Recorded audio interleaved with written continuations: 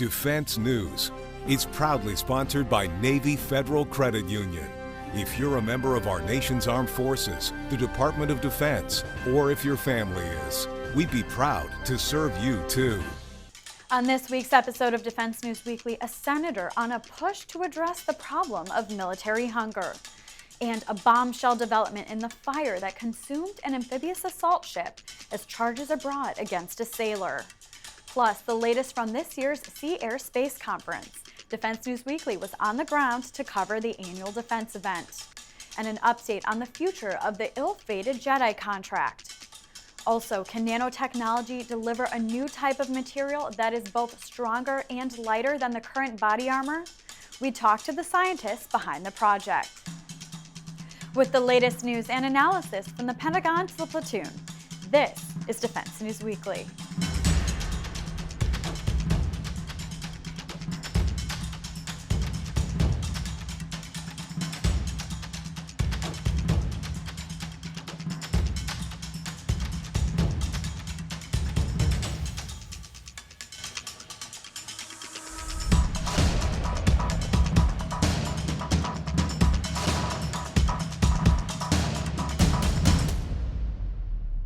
Welcome back to Defense News Weekly. I'm Andrea Scott. There's tons going on around the military and defense worlds this week, starting right here in the DC area. Defense News Weekly was at the annual Sea Air Space event, and we took a look at some of the top technologies on display. Here are some of the few things we found. The Navy League 2021 Sea Air Space Exposition here in National Harbor, Maryland is in person for the first time since 2019 due to the pandemic. Top military and defense companies are here showing their latest gadgets on the show floor. Let's take a look. Our next item is the Vanguard LED Displays video wall that can be put up at a command post or anywhere that it's needed in less than an hour. A typical video wall would have black seams in between each screen, but this wall is seamless, so no vital information is going to be obstructed. It's pretty rugged, and each tile on here can be taken out individually.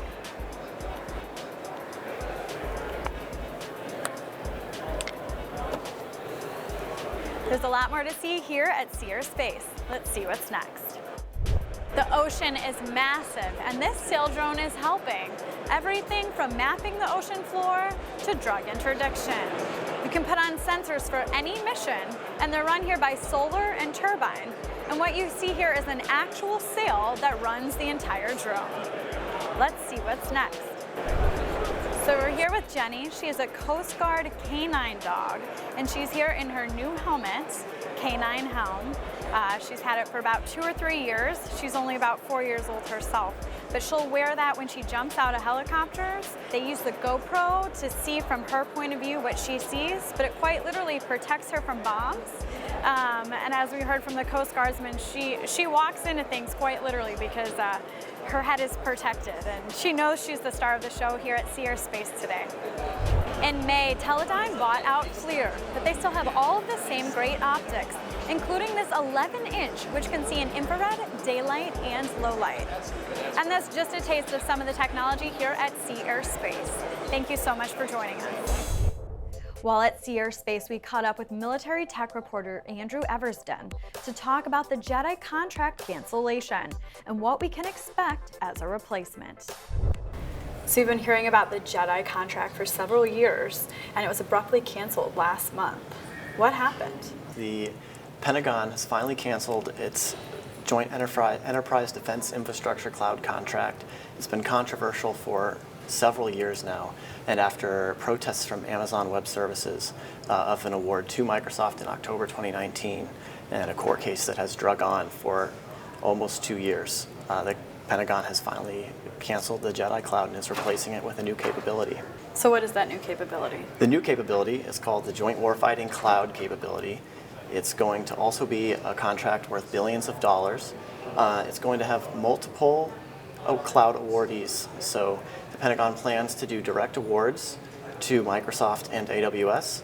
Meanwhile, they're going to meet with other cloud providers such as Oracle, IBM, Google, to hear more about their capabilities, and based on what they learn, they might award them contracts as well. Part of the reason of not staying with JEDI is that it was outdated. Will this be outdated quickly as well? The hope is that it won't be. The multi-cloud strategy, the multi-vendor strategy, will allow the Pentagon to take more advantage of that commercial technology and the rapid pace of change, because there will be more companies on the contract. So this capability needs to be able to keep pace with technology, because it is going to be critical to joint all-domain command and control and the needs of the combatant commands to fight wars. So what does this new cloud have that the last one did not have? This new cloud, its distinct difference is really just that the Pentagon is opening it up to more vendors. It's really just an effort to kind of avoid all the problems that hindered the JEDI cloud and delayed it for several years. So what can we look for next? So the Pentagon wants to get out initial RFPs to Microsoft and Amazon this fall, and hopes to make direct awards to them in April of 2022. And the Pentagon has also said that while Amazon and Microsoft will get those initial capabilities, they will open it up to other cloud vendors in the future, and they plan to have a full and open competition by 2025. Thank you so much for joining us, Andrew. Yes, thank you very much for having me. That's it for industry news this week. When we come back, a wounded veteran and U.S. Senator works on the problem of military hunger. And new details in the fire that destroyed the Bonhomme Richard. Stay tuned.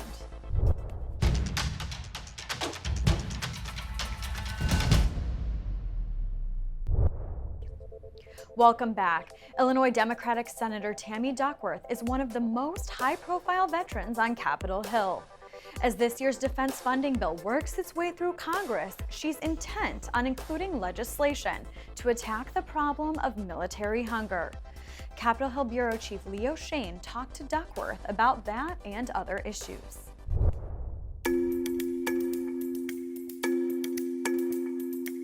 Each year, the annual Defense Authorization Bill tackles thousands of big-budget military issues like troops pay and multi-million-dollar equipment purchases. This year, an early draft of the $740 billion legislation recently approved by the Senate Armed Services Committee includes a topic that may surprise some people: military hunger.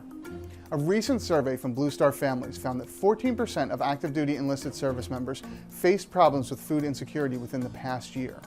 To help with the issue, lawmakers are looking at a new basic needs allowance for lower paid troops to ensure that their financial struggles don't become readiness issues.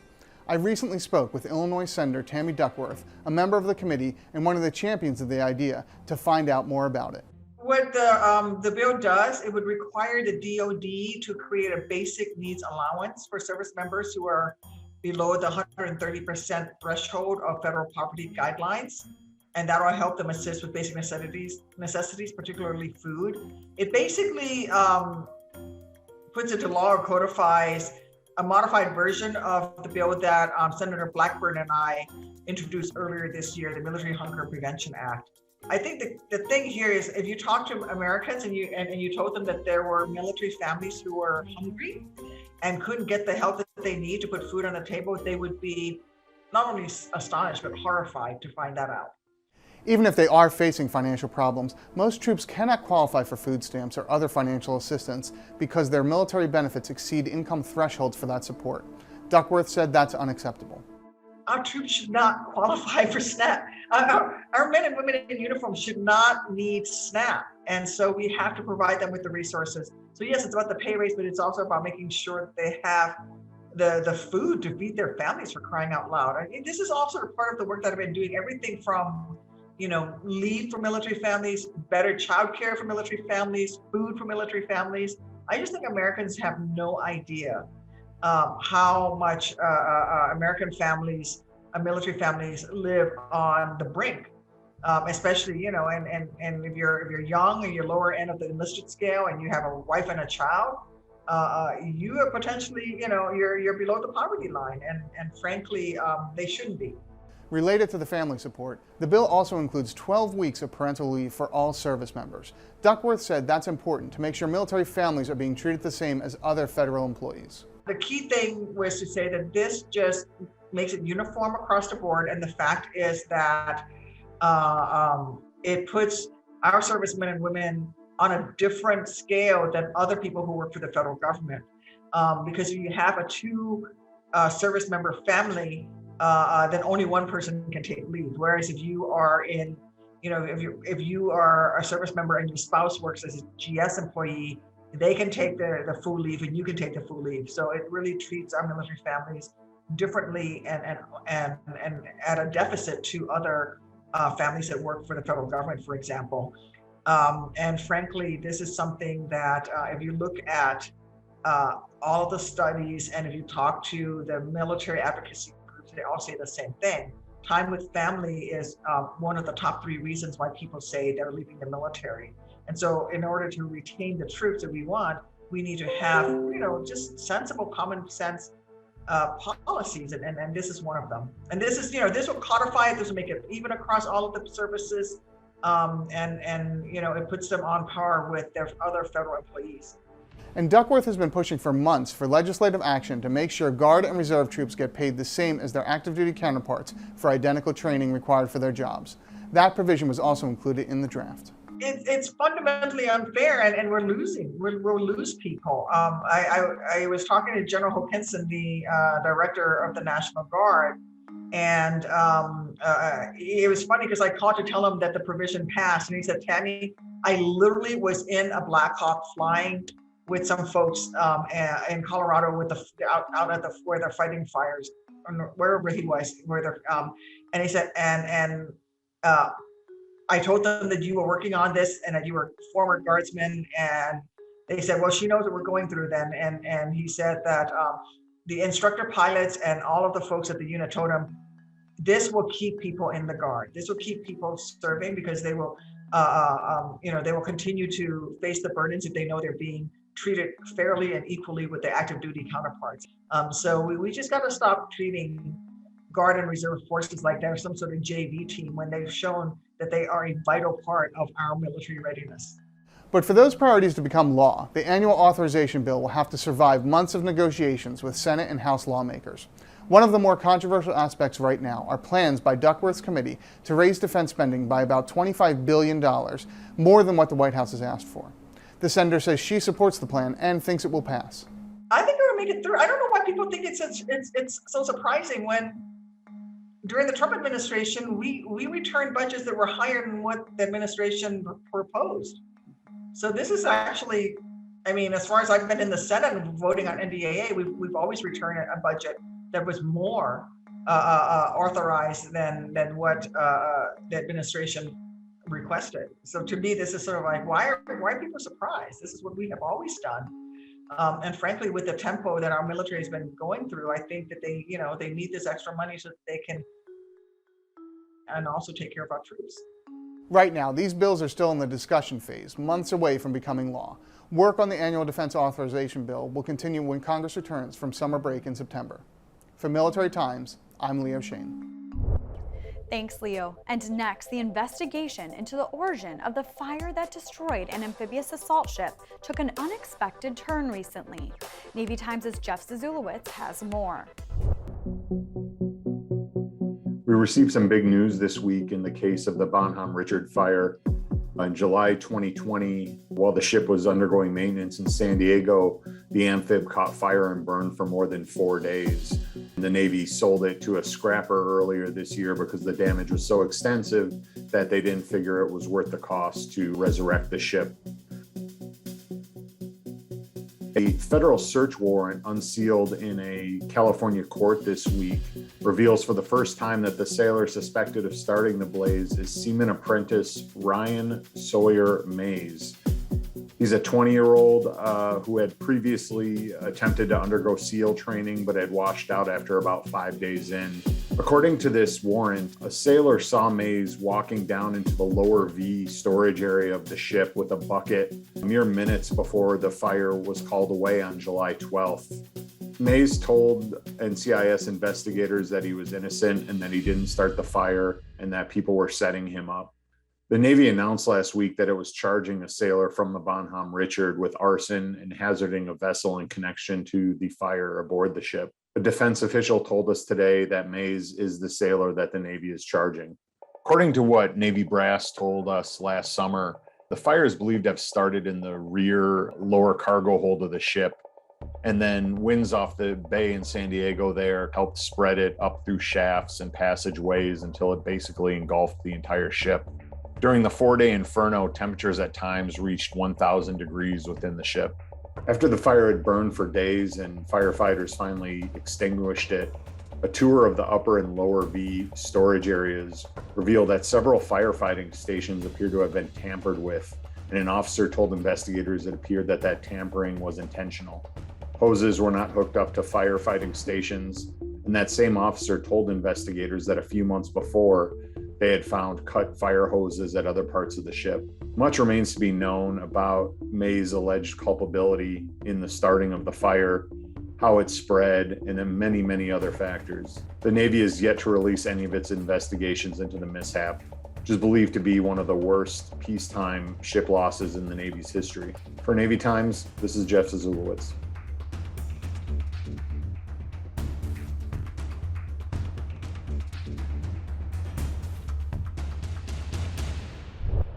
And finally, the families of service members killed in a Marine amphibious assault vehicle training accident in 2020 announced they will sue the manufacturer of the vehicle.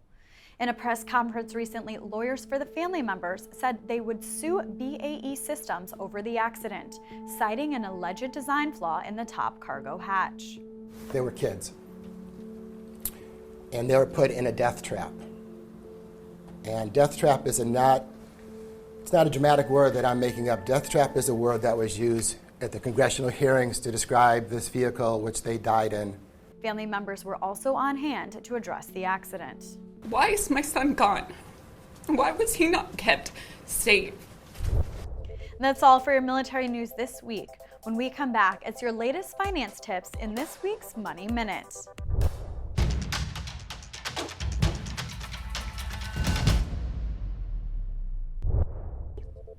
In this week's Money Minute, Navy Federal Credit Union personal finance expert Jeanette Mack gives her latest tips. The average price on both new and used cars has reached record highs. If you're a first-time car buyer, it's not time to be discouraged. As a matter of fact, the tried and true rules of car buying haven't changed, and it's what'll ensure you're not breaking the bank to buy a new car. Before you start looking for cars, set your budget, factoring in all costs beyond the sticker price: maintenance, insurance, gas, and taxes. This will help you narrow down your car choices to one you can afford. Shop interest rates to find the best financing deal and get pre-approved for an auto loan with the lender you trust. A pre-approval tells you how much car you can buy and lets you negotiate like a cash buyer. Now it's time to look for your new car. Use AutoTrader or Edmunds online to learn more about the features, benefits, and safety ratings of cars you've got your eye on to help you decide. And whether you buy online or go to the dealer, stick to your budget. Don't pay more than what you're willing or able to, and never settle for something you're unsure about. Car prices may have increased, but the rules of car buying haven't. So take these steps to get into the car you need at the price you want. Thanks, Jeanette. See you next time. To get more military and defense coverage, head on over to Army, Navy, Air Force, and MarineCorpsTimes.com and DefenseNews.com for more headlines. Plus, want to start your day off right with the most recent news? Sign up for our early bird brief. And make sure to follow us on Facebook, Twitter, and YouTube. And when we come back, scientists at MIT make a breakthrough on a new material that could yield stronger, lighter body armor.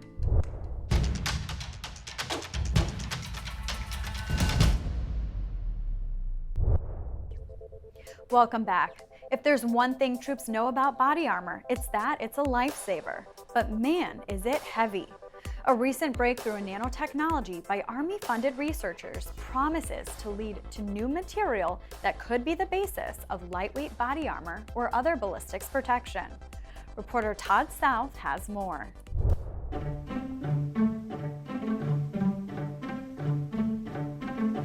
Researchers at the Soldier Institute for Nanotechnologies at MIT have created a method by which they can use light to pull out polymers and create this microscopic lattice structure.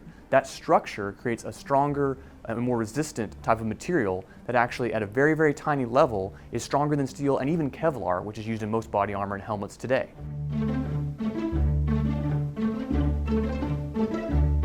The background of this research is this field of architected materials. And what that is materials whose microstructure, or in this case nanostructure, is really determined a priori, so before you fabricate it. So it's all intentionally designed and placed in a certain way.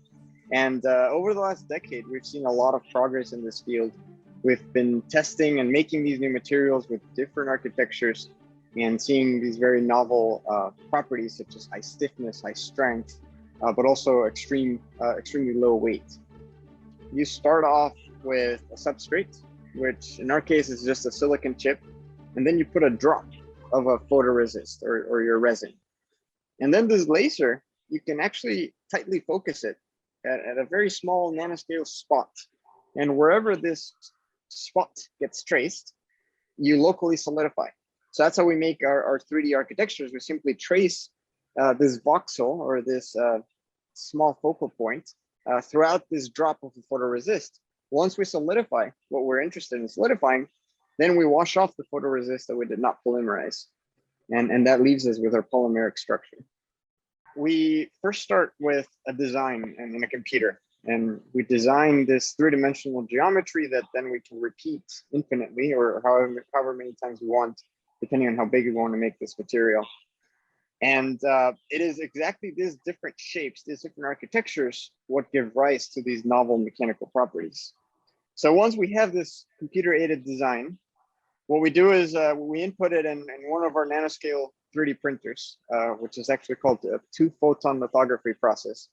And we 3D print these materials with very, very small, very low, high resolution, so very small features. And once we fabricate them, so you can imagine just like any other 3D printer, it's a polymer-based material, but we take it through a thermal process stage, which converts this polymer into carbon. And carbon now gives us this much stiffer mechanical properties, higher modulus, higher strength, and we retain this geometry that we started with. So that is why the core of why these materials are strong. So scientists with the project explained to Army Times that the best way to understand this is if you had, say, a motorcycle helmet. Now that helmet has a protective shell. It protects the rider if they crash or bump their head in any way. But it basically has 1 or 2 layers of protection. That's kind of where Kevlar and steel are now in traditional armors or traditional kinds of body armor type protective equipment. With this microscopic way of structuring nanotechnologies, you're essentially creating multiple shells, multiple layers within the same space at a lighter weight. So every time one of those layers meets resistance, it's providing extra protection. So more layers means more protection, means a way to actually do lighter armor in the same amount of space with this new technology. So we're talking about protective materials. So what's used today, at least state of the art would be, Kevlar composites. So these are composites which are made of fibers, very stiff fibers, which are either woven or arranged in certain patterns, but they really are kind of a 2D pattern that's layered on top of each other. You can make it thicker and thicker depending on what kind of event you're trying to stop. The difference really now is that we can take advantage of 3D architecture. So we're not relying on 2D patterns, but instead we make our 3D pattern already. And that gives rise to very interesting dissipation mechanisms. You can imagine this is kind of like a foam. It takes energy to compact this foam, and that gives rise to energy dissipation upon impact. There are still a lot of open questions that need to be validated before we can say this is ready for direct application by troops, for instance. One key hurdle is the scalability, fabrication of these materials. So we want to be able to fabricate these materials at square meter length scales eventually. That is one hurdle that has not been easily solved yet. So I would say there's definitely a lot of research that has to be done. I'd say maybe in about 5 to 10 years, we can start seeing some indications of the potential applicability of these materials. Now, why this is important, it's really part of a bigger picture approach and an umbrella type of a program that the Army's always going after, which is making things lighter and more protective by using new materials, new methods, new science. And that's important because every year the modern battlefield gets more and more deadly. Enemies are always advancing their ways of attacking us, we're advancing our ways of defending ourselves and also attacking back. And so this just helps soldiers and hopefully protects them and future equipment and future battlefields. This is Todd South of Military Times. Thanks, Todd. That's all we have time for this week. Please visit us on militarytimes.com and defensenews.com for more coverage. Thank you for joining us, and we'll see you next week.